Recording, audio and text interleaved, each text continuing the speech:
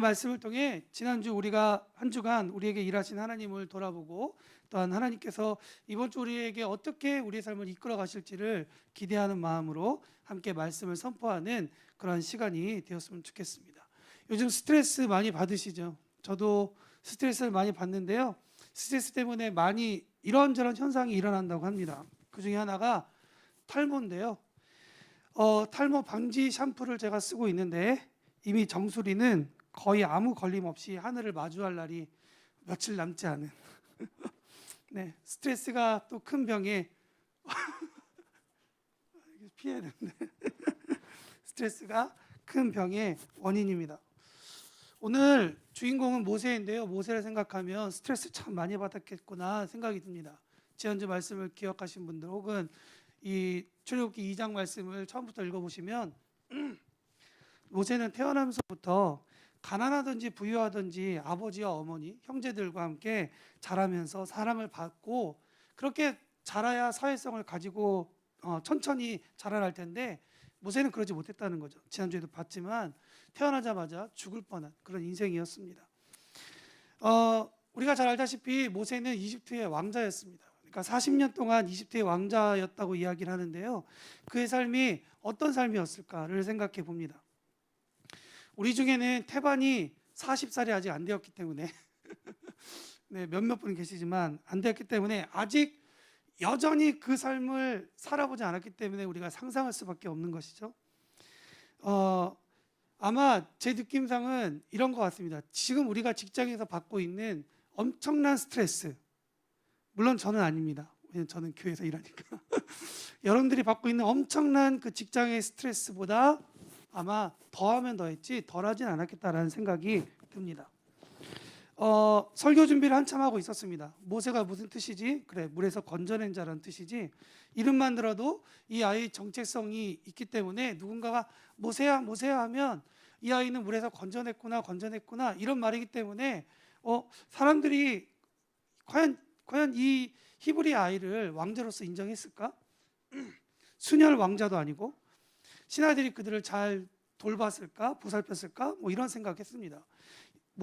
제가 잘 모르겠지만 중국 드라마 같은 거 보면 왕이 좋아하는 왕자는 그 임금이 사는 가까운 궁전에 살고 그냥 왕이 별로 좋아하지 않은 그런 왕자나 왕비는 저기 멀리에 있는 그런 궁전에서 사는데 모세는 과연 어디쯤에 살고 있었을까? 이런 생각을 하게 됐다는 거죠. 그러면서 삼천포로 빠졌습니다. 제가 고쳐야 할 것 중에 하나가 삼천포에 빠지는 일인데요. 어쨌든 제가 역사 공부는 못하지만 읽는 거는 너무 좋아해가지고 삼천포에 빠져서 한참 거기서 놀고 있었습니다. 그러던 중에 되게 재미있는 이야기가 하나 들어왔는데요. 지금부터는 역사 이야기예요. 그러니까 잠깐 좋으셔도 돼요. 피곤하신 분들은. 여러분 고대 이집트가 약 6,000년의 역사가 있다는 걸 아실 거예요. 우리나라도 그 정도의 역사를 갖고 있는데요. 그러니까 우리나라도 고조선부터 시작해가지고 많은 왕들이 있었잖아요. 이집트도 당연히 그런 왕조가 있었겠죠. 이집트 왕조를 계산하다 보면 1대부터 시작해가지고 쭉쭉쭉 나눕니다. 그러면서 18대 왕조가 나오는데요. 18대 왕조가 바로 우리가 지금 읽고 있는 이 출애굽기 이 시대의 이야기입니다. 그 18대 왕조 가운데 중요한 한 사람이 나오는데 그 사람 이름이 뭐냐면 투투모세 3세라는 사람이에요. 투투모세 3세. 이 사람이 다스리던 파라오로 있었던 그 시대에 가장 많이 이집트의 영토가 확장되었고 또한 무역이나 이런 것들이 가장 활발하게 있어서 국력이 강했던 그런 때가 그 제18조 왕조의 투투모세 3세 때라고 얘기합니다. 근데 이 투투모세 3세 이전에 그 18대 왕조를 다스렸던 사람은 누구였을까요? 이거 맞히시는 분은 제가 커피를 쏘도록 하겠습니다. 투투모세 3세 이전에 이집트를 다스렸던 사람. 제가 지금 알 수 있는 방법은 없으니까 카톡으로 넣어주시면 네. 당연히 그러면 3세니까 2세지 뻔한 거 제가 물어보지 않지 않습니까? 여러분 투투모세 3세 이전에 나라를 다스렸던 사람은 투투모세 2세가 아니라 하트셉투스라는 사람입니다. 하트셉투스라는 사람인데요. 이 사람은 어떤 사람이었냐면 투투모세 1세의 딸이었고 투투모세 2세의 아내였습니다. 아내였는데 이 죄송합니다. 자꾸 투투 그래서 투투모세 2세가 병 때문에 빨리 죽자 남편을 대신해서 이집트의 파라오가 돼가지고 이집트를 다스렸습니다. 그러고 나서 자식이 없었기 때문에 역사가들이 두 가지로 얘기하는데, 하나는 그 자기의 조카를 입양하여서 아들을 삼았다라고 해서 이 아까 말씀드렸던 정말 위대했던 18조 왕조의 왕 투투모세 3세를 입양하게 됩니다. 하트셉투스가 21년 6개월을 이집트를 다스렸는데요. 이 사람은 아까 말씀드린 여자였습니다. 근데 이 역사학자들은 이 하트셉투스를 어떻게 평가하냐면 투투모세 3세가 그렇게 큰 영토를 가질 수 있도록 모든 기반을 마련해 준 것이 누구냐면 바로 이 하트셉투스라는 사람이라는 거예요. 이 여인이라는 거죠. 어떤 역사학자들은 자신이 여자였기 때문에 남장을 하고 평생 제2대, 제2.5대 파라오로서 나라를 다스렸다라고도 이야기를 하고 있습니다. 제가 왜 이렇게 시간을 들여서 다른 나라 역사를 살폈느냐? 하트세투스 때문에 그런 거예요. 근데 여러분, 제가 18대 왕조 하트세투스가 여자였다, 자식이 없었다, 그러면 이 사람이 누구였던 것 같아요? 바로 오늘 본문에 나와 있는 모세를 입양한 바로의 딸입니다. 그렇게 추측하고 있습니다. 그러면 하트세투스가 키워냈던 이 투투모세 3세가 18대 왕조의 가장 위대한 일을 했고 가장 영토를 많이 벌렸고 경제를 부흥하게 했다면, 모세가 그녀에게 입양되었다면 모세는 어떻게 성장했을까요? 그냥 우리가 성경에 몇 줄 나와 있지 않기 때문에 모세가 어떻게 자랐는지에 대해서 성경 자체를 알 수 없지만, 그러나 역사적으로 보면 아마 투투모세 3세에 비할 엄청난 교육을 그도 받았을 것입니다. 보통 역사학자들은 얘기하는데 이 하트세투스가 전쟁을 계획해가지고 전쟁을 선포하면 투투모세 3세가 나아가서 현장에서 지휘하고 전쟁에서 승리했다고 얘기를 해요. 그러고 나서 그가 성장했을 때 엄청난 그런 영토 확장을 일어나게 되는 것이죠. 그러니까 어머니 밑에서 이 투투모세 3세는 계속 자라났다는 것이죠. 아마도 영화 그 엑소더스라는 영화를 보시면 처음 시작하자마자 모세가 그 영화 가운데 전쟁터에 나아가는 모습이 나오는데요. 이런 역사적 배경 가운데 영화를 만들었던 것 같습니다. 모세는 그랬던 사람이라는 거죠. 아마 엄청나게 기회가 있었던 사람이에요. 그냥 가만히 있으면, 이집트의 왕자로서 가만히 있으면 투투모세 3세와 같은 그러한 영화를 누리지 못할지 모르겠지만, 그러나 그가 엄청난 위치에서 안정스럽게 살아갈 수 있는 충분한 가능성이 있었던 것 같아요. 근데 오늘 성경의 본문에 보면 참 특이한 구절이 등장한다는 거죠. 출애굽기 2장 7절에 보면 바로의 딸은 갈대 상작 속에 배고픔과 두려움 속에 울고 있었던 아이를 발견해요. 그 울고 있었던 아이를 보고 당황했을 때 모세의 누나인 미리암이 용기를 내어서 바로의 딸 앞에 나아갑니다. 그리고 그 바로의 딸에게 이야기합니다. 공주님, 히브리 여인들 가운데에는 태어나자마자 당신의 국법 때문에 자식들이 바로 죽어져서 모유가 있는 사람들이 너무나 많습니다. 그러니 젖동량이 필요하시면 내가 한 사람을 소개하겠습니다 라고 이야기를 하죠. 어떤 그런 상황 가운데에서 그 바로의 딸은 그 이야기를 듣고 유모를 데리고 와라 라고 얘기해서 그 친모를 유모로 데려옵니다.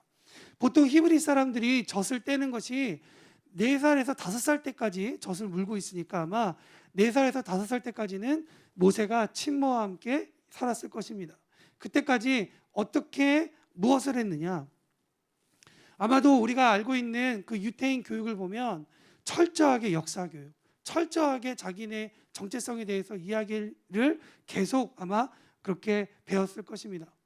모세가 공주의 아들로서 얼마든지 영원하게 살 수 있었지만 히브리 노예들과 함께 고생하는 것을 더 좋아했다는 히브리서의 증언은 아마도 어릴 때부터 친모로부터 받았던 유아 교육의 결과로 자기 히브리 사람들이 자기 형제라는 그러한 인식이 있었던 것 같습니다.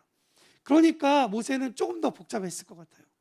그냥 가만히 있으면 자기가 이것들을 누리면서 살 수 있는 그러한 이집트 사람으로서 또 왕으로서 살 수 있는데 뼛속까지 유태인이었고 히브리인이었기 때문에 자기가 어떤 선택하느냐에 따라서 노예의 아들로 될 수 있는 거고 한쪽으로는 왕의 아들이 될 수 있었다는 것이죠. 그에게 있어서 이러한 그 신분은 그의 정신을 매우 어지럽게 했을 것이다라고 신학자들은 이야기하고 있습니다. 어쩌면 노예가 아닌 왕가의 양아들, 어쩌면 파라오가 될 수 있는 그러한 신분, 그러한 조상 야곱을 통해서 언젠가는 우리가 물을 건너온 사람들로서 다시 약속의 땅으로 건너가야겠다라는 것을 교육받아서 어쩌면 왕자로서 자라면서 모세는 그런 생각을 하고 있을 수도 있어요. 내가 이곳에 보내어진 것은 하나님께서 이때를 위함이 아닐까. 이것은 물론 나중에 일어나는 사건을 통해서 유추해 본 겁니다. 모르드게가 에스더 왕비에게 야 너만 잘 살려고 하지 마라. 하나님께서 네가 그곳에 있는 것은 이때를 위함인지를 어떻게 알겠느냐라는 그 유태인들의 히브리 민족의 그러한 교육과 정신 가운데 있다는 것이죠. 어머니로부터 명받은 많은 전쟁 속에서 노하우가 쌓이고 자기의 힘이 생길 때마다 어쩌면 모세는 그런 생각을 하게 될 수도 있는 것 같아요.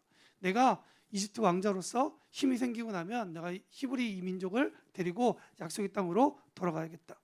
어떤 신학자는 이 부분에 대해서 이렇게 얘기합니다. 모세가 자기 힘으로 이스라엘 백성을 구원하려고 하는 영웅적인 생각을 가졌던 것을 부인할 수는 없을 것 같다. 왜냐하면 그는 공주의 아들이었고 세상의 모든 것을 다 가진 입장이었기 때문이다 라고 코멘트했는데요, 저도 이 말에 동의합니다. 오늘 본문 11절은 이렇게 얘기합니다. 모세가 장성한 후 한 번은 자기 형제인 히브리인들에게 나가서 그들이 고되게 노동하는 것을 봅니다. 감독관으로 현장에 있었던 것 같습니다. 늘 그 장면을 볼 때마다 복잡한 심경이 있는 거죠. 왜냐하면 나는 감독관이고 나는 편한 곳에 있지만 내 형제는 너무나도 고통당하는 것을 보고 있기 때문에 그렇죠. 그런데 그런 심정 중에 보고 있는데 한 이집트 현장 관리자가 히브리 노동자를 심하게 학대하고 몸에 상처내는 모습을 보게 되는 것이죠. 아마도 책찍질 같았던 모양입니다. 그러자 모세는 좌우를 살펴서 사람이 없음을 보고 그 이집트인 현장 관리자를 죽이게 됩니다. 이 쳐 죽인다는 단어는 재미있게도 모세가 쳐 죽였다는 단어와 이 이집트 현장 관리자가 히브리인을 쳤다, 때렸다라는 단어와 같은 단어입니다. 그러니까 아마도 모세는 함무라비 버전에 있었던 내용처럼 이에는 이, 눈에는 눈 이렇게 했던 것 같습니다. 모세는 전쟁터에서 많은 사람들을 죽였겠지만 이 시기에 이집트 사람을 죽이는 것에 대해서는 조금 민감했습니다. 왜냐하면 우리가 지난주에도 좀 보았지만 정치적으로 히브리인들이 너무나도 많았기 때문에 히브리인은 인구 축소 정책이 강압적으로 시행되는 시대였습니다. 그래서 아무도 보이지 않는 곳에서 이집트 현장 관리자를 쳐 죽였을 것입니다. 그렇게 모세는 동족을 위해서 소중한 일을 했다고 생각하는데, 그러면 사람들이 와서 박수를 쳐주고 해야 되는데 문제는 그 다음날 시작됐다는 거죠. 이번에는 히브리인들끼리 싸움을 시작합니다. 그것을 보니까 모세가 이야기하죠. 어떻게 동족끼리 그렇게 싸움을 합니까? 라고 얘기하자 이집트인 죽인 사건을 아무도 모르는 줄 알았는데 이미 히브리인들 사이 가운데 그 사건이 퍼졌다는 것이죠. 히브리 노예들은 모세가 죽인 이집트인 사건에 자신들이 연루되고 처벌받을까 봐 모세하고 자기하고의 선을 긋습니다. 정작 히브리인 왕자인 모세와 노예였던 자신들 간의 신분의 차이가 있다고 생각했다는 것이죠. 모세는 그렇게 생각하지 않았지만 히브리 사람들은 자신과 모세는 다르다라고 생각했다는 것이죠. 게다가 이 사건을 보고받은 바로 왕은 모세를 죽이려 합니다. 단 한순간의 해프닝이 모세를 이집트 사람으로부터 자신을 도망쳐야 되는 사람으로 만들었고, 또한 이 해프닝으로 인해서 내가 애굽 사람인 줄 알았는데, 내가 히브리 사람인 줄 알았는데, 같은 종족인 줄 알았는데 오히려 같은 종족이 아닌 것처럼 홀로의 몸이 되어버렸습니다. 도저히 이집트에서 살 수 없는 상황이 되자 모세는 바로의 힘이 미치지 않는 땅으로 도망치게 되었다라고 얘기하는 거죠. 여러분, 한순간에 이 이벤트가, 해프닝이 순식간에 모든 상황을 바꾸어 놓았습니다. 그러니까 그동안 자기가 쌓았던 모든 것도 다 뒤죽박죽 되었다는 것이죠. 이집트의 왕자로서의 삶, 그러니까 이집트인으로서 살았던 생활 방식과 히브리인으로서 살았던 생활 방식의 사이에 많은 갈등이 일어나기 시작했다는 거예요. 지배자로서의 생활로서의 그러한 생활 방식과 노예 생활의 방식, 그 사이의 갈등, 이 엄청난 갈등이 모세를 혼란스럽게 만들었다는 것이죠. 오히려 미치지 않은 것이 신기합니다. 여러분은 오늘 모세 이야기를 듣고 어떤 생각이 떠오릅니까? 저는 오늘 말씀을 준비하기 위해 성경을 읽고 자료를 읽다가 한 단어가 떠올렸습니다. 그거는 거절감이라는 단어입니다. 모세의 마음속 깊이 거절감이 생겼겠구나.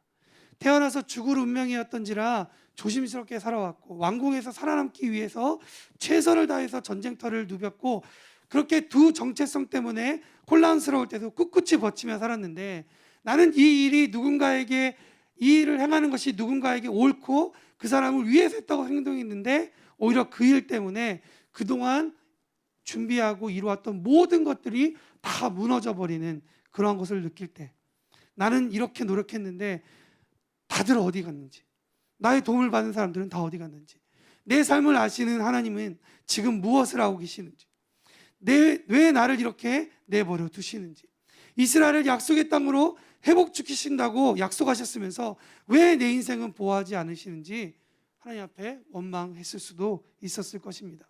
그러면서 자기 동족과 이집트, 그리고 하나님께 벽을 세우고 거절감에 성을 쌓고 있는 모세의 모습을 발견하게 된다는 것이죠.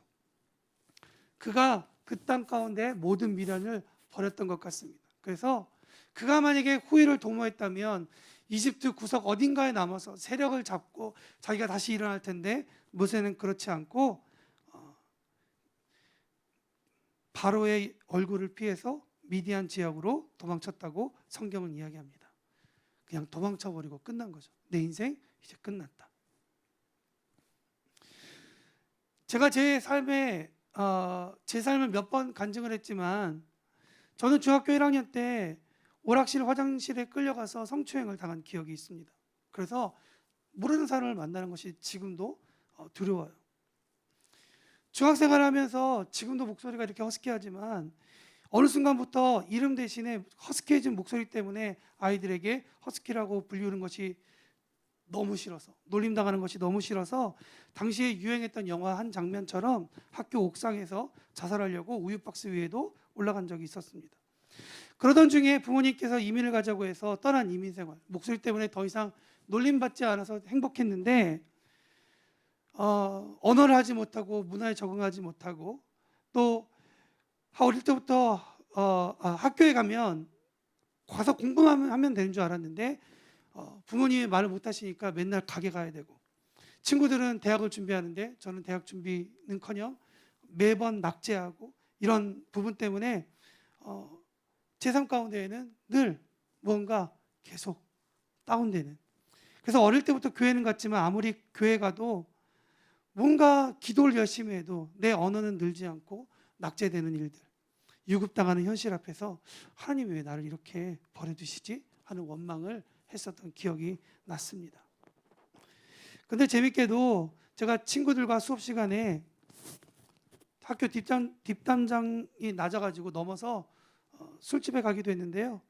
희한하게도 저는 술을 마시지 않고 뒷처리만 감당하는 비교적 건전했던 삶을 살았던 걸 보면, 아마 어릴 적 교회를 다녔기 때문에 망가지는 길로 막 가지도 않는, 또 그렇다고 해서 뭐 이렇게 되지도 않는, 좀 이런저런 삶을 살았던 것 같습니다.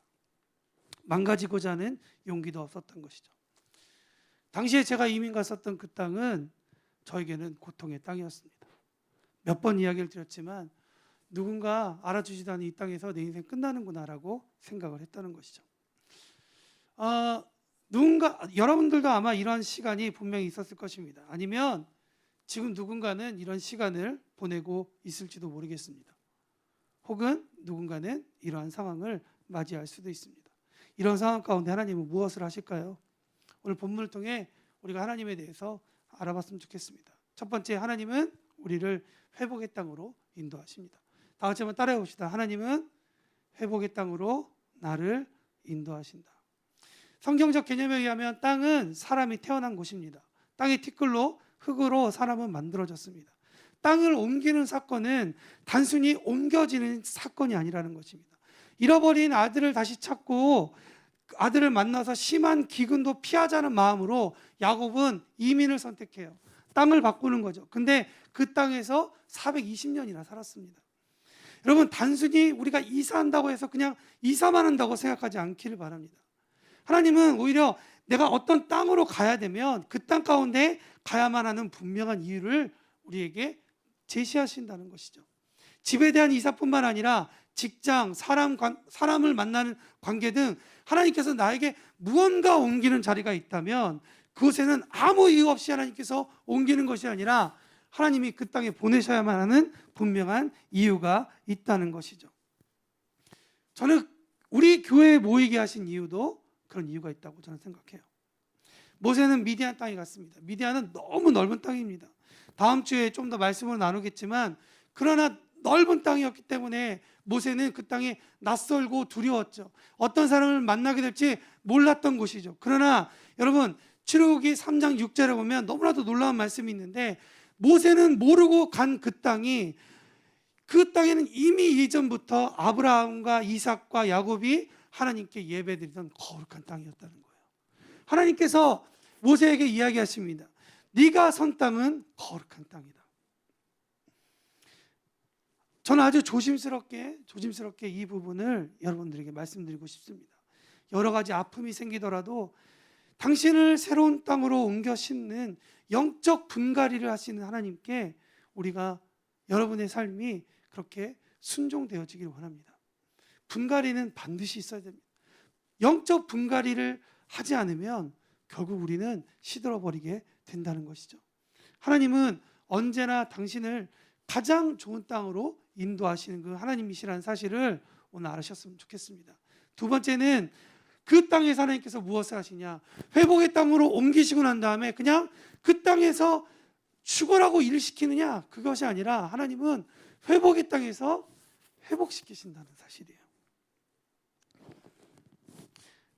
하나님은 미디안에서 모세를 회복시키셨습니다. 오늘 이야기 가운데 두 가지 이야기가 나오죠. 근데 특별히 미디안 땅에서 회복되는 이야기 가운데 어떤 에피소드가 나오죠? 모세의 결혼 이야기입니다. 어디서 많이 드라마에서 나올 법한 그런 장면이죠. 어느 날 모세가 힘들어가지고 우물에서 쉬고 있는데 여인들이 양떼에게 물을 먹이라고 나옵니다. 근데 다른 목자들이 나타납니다. 근데 목자라는 단어를 보니까 그 남성형으로 돼 있어요. 그러니까 아마 남자들이 와가지고 여자들이 물 길고 있으니까 여자들을 되게 괴롭힌 것 같아요. 그때 전쟁을 너무 많이 했었던, 정말 이두박근 뭐 하여간 멋있었던 그 모세가 탁 나와가지고 그 장소, 그 시간을 탁탁탁탁 정리합니다. 히브리어로 그 목자들을 걷어치웠다. 가라시, 가라. 죄송합니다. 가라시 하면서 다 걷어냈다는 것이죠. 그러면서 멋진 남자의 모세가 미디안 땅에서 새롭게 등장하게 됩니다. 순식간에 상황은 종료되고 이 일을 여인들이 그녀의 아버지에게 가서 이야기합니다. 그러니까 아버지는 한 번에 알아들은 거죠. 이거 진짜 괜찮은 사람이 왔구나. 그래서 그 남자를 데려옵니다. 그리고 그 남자를 대릴 사위 삼습니다. 모세는 결혼도 하고 아이도 낳고 잘 삽니다. 너무나 해피엔딩이죠. 근데 이 여기서 특이한 표현 하나가 나오는데요. 21절 말씀입니다. 혹시 자막 보실 수 있으면 21절 말씀 한번 보여주셨으면 좋겠는데요. 한번 다 같이 읽어보겠습니다. 시작. 모세가 그와 동거하기를 기뻐하며 그가 그의 딸 십보라를 모세에게 주었다. 여러분, 모세는 거절감으로 살아왔던 사람이라고 말씀드렸잖아요. 자기 동족으로부터 거절감을 당했고 이집트 사람으로부터 거절감을 당했고 드디어 미디안 땅에서 한 가정에 의해서 받아들여지게 되는 거예요. 받아들여질 때 모세 가운데 일어난 한 가지 놀라운 사건은 무엇이냐? 그가 기뻐하였다는 거예요. 기뻐하였다. 저는 이 받아들여졌다는 단어가 참 좋아요. 받아들여졌다. 웰컴했다. 리시브했다. 어세트했다. 받아들여졌다. 있는 그대로 받아들여지는 거예요. 모세가 특별히 무언가를 더 미디안 땅에서 한 거 아니에요. 똑같이 행동했다는 것이죠. 근데 모세가 기뻐해진 거예요.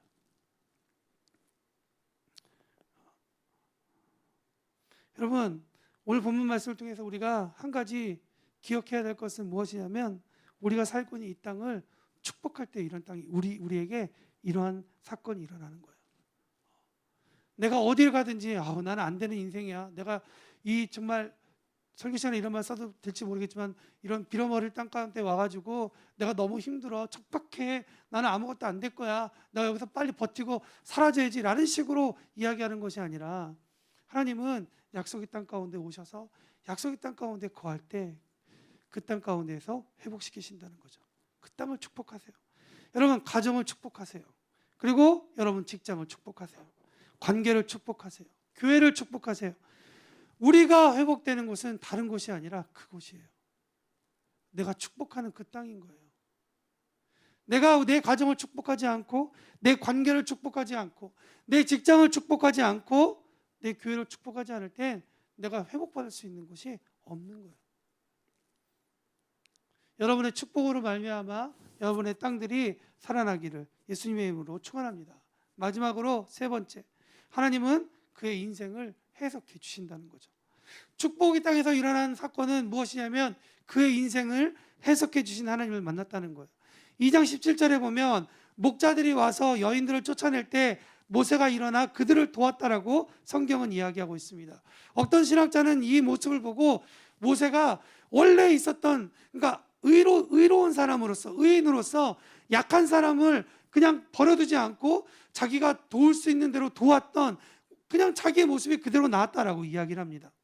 근데 이 모세가 일어나 그들을 도왔다라고 성경이 기록한 이 사건을 두고 하나님은 어떻게 모세의 모습을 기억하시냐면 이 똑같은 도왔다라는 단어를 출애굽기에 한 번 더 사용하시는데 그때가 언제냐면 출애굽기 14장 30절 홍해 사건을 기록하시면서 하나님께서 이스라엘을 이집트 사람의 손에서 구원하셨다라고 할 때 이 단어를 꺼 집어내서 사용하신다는 거죠. 모세의 오지랖이 이집트 관리인을 죽여서 괜히 그의 인생을 꼬이게 했다고 누군가는 얘기할 수 있습니다. 그러나 여러분 그 사건이 없었다면 모세는 안전하게 살았을까요? 모세는 계속 이집트 땅 가운데에서 하나님의 자녀 가운데 하나님의 약속된 땅을 꿈꾸면서 그는 그대로 살았을까요? 모세가 우물터에서 만난 여인들, 그러니까 약자의 어려움을 보고 참지 못하는 의로웠던 사람 요셉이 오히려 그가 여인들의 어려움을 못 본 채 지나갔다면 나는 힘드니까 그냥 너희들끼리 해결해. 난 이 땅에 있어도 이방인이니까 해결해. 너희들끼리 해결해. 나는 이미 거절받은 사람이니까 난 너희들의 인생 가운데 신경 쓰기 싫어 라는 식으로 얘기하면서 못 본 채 지나갔다면 하나님께서 모세에게 준비한 이 미디안 땅에서의 회복은 일어나지 않았을 거예요. 무슨 말입니까? 하나님께서 해석해 주신다는 거죠. 모세의 모든 행동이 미디안 땅에서 이제 해석되기 시작한다는 것이죠. 여러분 내 행동에 대해서 문제가 있다고 생각하십니까? 그것은 여러분의 해석이고 하나님의 해석은 다를 수도 있다는 거예요. 모든 상황은 앞으로 나아가기 위한 필수 조건입니다. 해석을 하나님께 가지고 나아가야 한다는 것이죠.